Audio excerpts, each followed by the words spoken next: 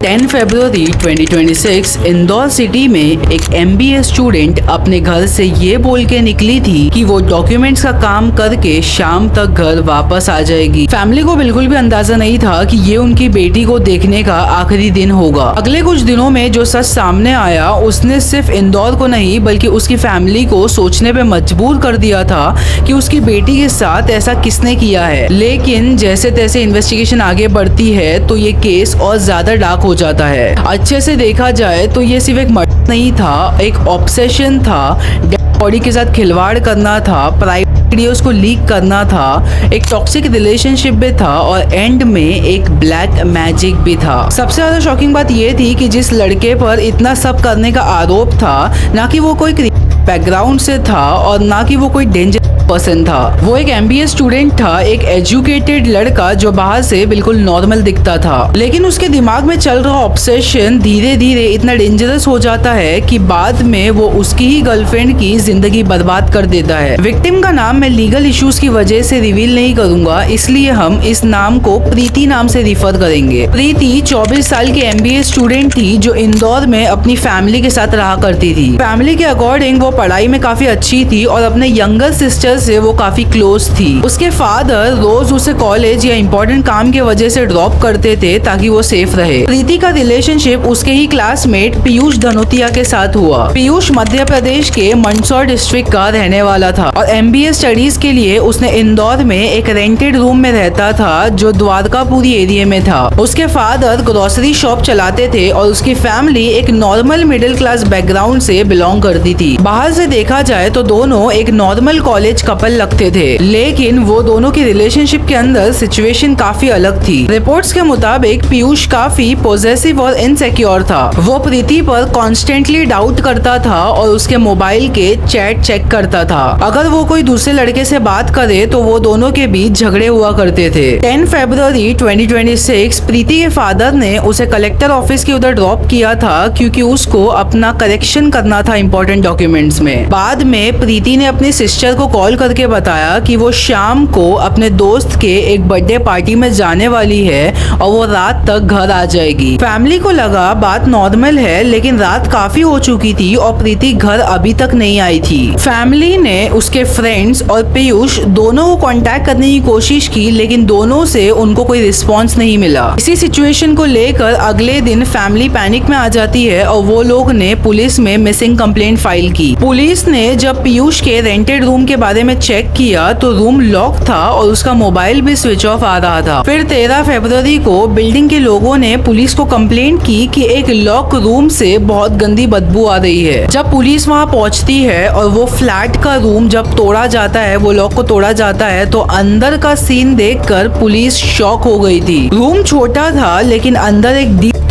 Female bed पर पड़ी हुई थी। बॉडी इतनी गई थी कि फेस आइडेंटिटी करना इतना मुश्किल हो गया था। रिपोर्ट्स के मुताबिक विक्टिम यानी प्रीति के हाथ और पैर बंधे हुए थे, नेक पर भी मार्क थे और चेस्ट एरिया पे भी कई। फॉरेंसिक टीम को रूम में ब्लड बॉटल्स और एक ब्रोकन नाइफ भी मिलती है। कुछ रिपोर्ट्स में ये भी मेंशन हुआ कि रूम में आधी बनी हुई मैगी भी पड़ी थी। इससे ये साबित होता है कि ये दोनों का झगड़ा अचानक शुरू हुआ था। पुलिस के अकॉर्डिंग प्रीति के फादर ने उसके सॉक्स देखकर उसकी बॉडी आइडेंटिफाई की। पोस्टमार्टम और फॉरेंसिक रिपोर्ट में जो डिटेल सामने आई वो और भी ज्यादा डिस्टर्बिंग थी। रिपोर्ट्स के मुताबिक प्रीति के साथ और भी डिस्टर्बिंग एक्ट्स किए गए थे। पुलिस इन्वेस्टिगेशन में ये भी सामने आया कि उसने गलत तरह की कैप्सूल खाई थी और मरने के बाद उसने के साथ गलत चीजें भी किए थे। ये केस नेशनल मीडिया में आने के बाद और भी ज्यादा शॉकिंग हो गया था। CCTV कैमरास में पीयूष को अकेला बाहर से बिल्डिंग से निकलते हुए देखा गया था। पीयूष ने अपना खुद का फोन तोड़ दिया था और प्रीति का फोन भी अपने साथ ले गया था। रिपोर्ट्स के मुताबिक उसने प्रीति के फोन से ही प्रीति की सिस्टर को मैसेज किया था कि वो अब घर वापस नहीं आएगी। सबसे शॉकिंग बात ये थी कि उसने प्रीति के